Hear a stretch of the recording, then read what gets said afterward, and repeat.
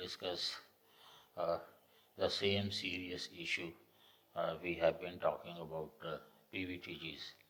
And yesterday's Hindu gave this detailed news, central page article about what is happening to them.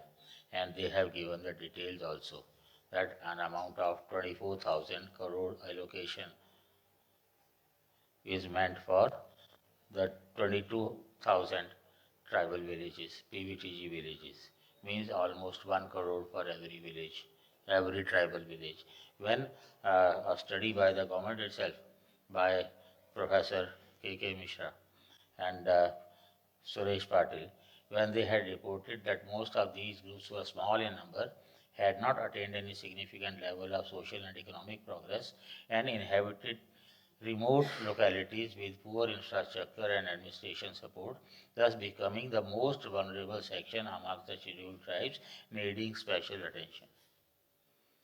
This is a few years ago when they submit their report, and till now they are living in the remote villages, remote localities with poor infrastructure.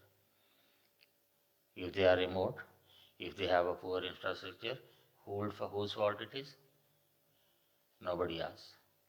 And spending this much of money for 19,000 crore to just build the Pakka homes under PM Awas, 8,000 kilometers of connecting roads which will be implemented by the Ministry of Road and Transport, Highway, senior officials and by the other ministries, building roads, telecommunication, water and sanitation. And then of course states have to contribute, we have discussed in the previous video, but they have not consulted the states whether they are ready to contribute or not. Whenever we have any central government project, even when 90% is to be contributed by the state, by the center, the states, they refuse. They say, we don't have money. Then how come this money will come?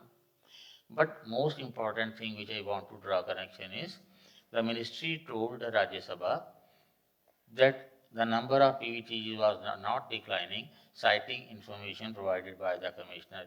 This was provided by the Ministry of a parliamentary panel last year, showing that the number of these tribal groups fell almost 40% in at least 9 states and union territories in the first decade of the country.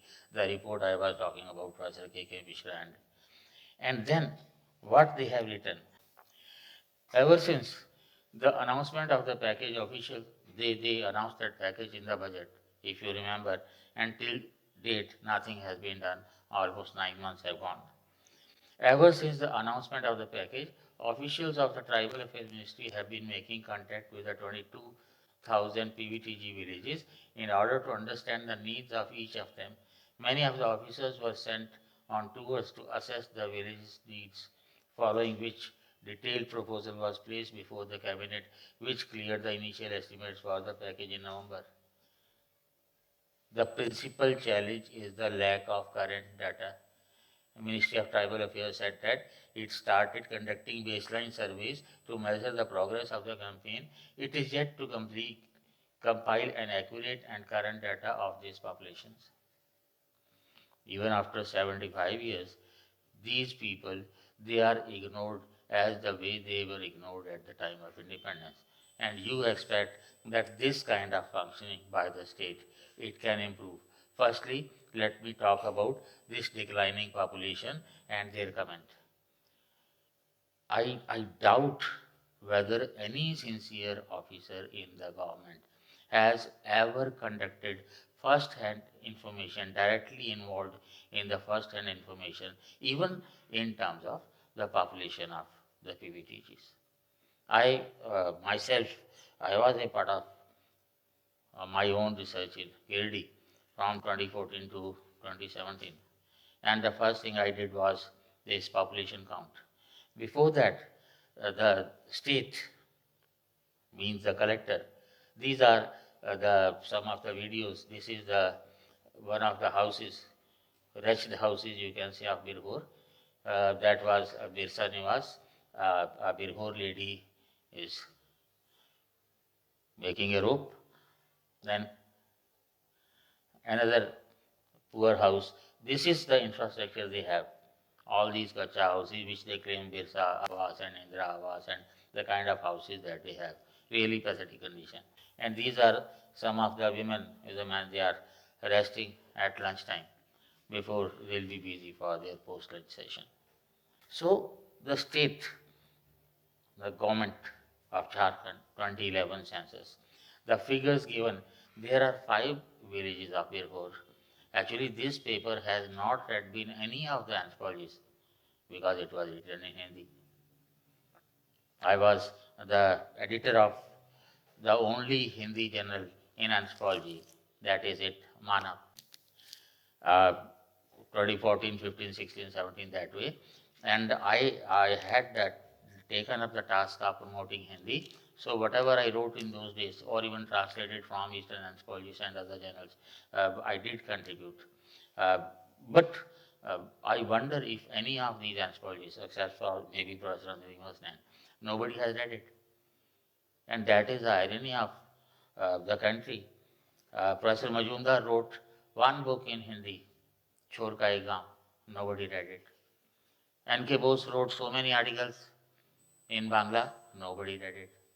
What for our mother tongue is, I don't know anyway.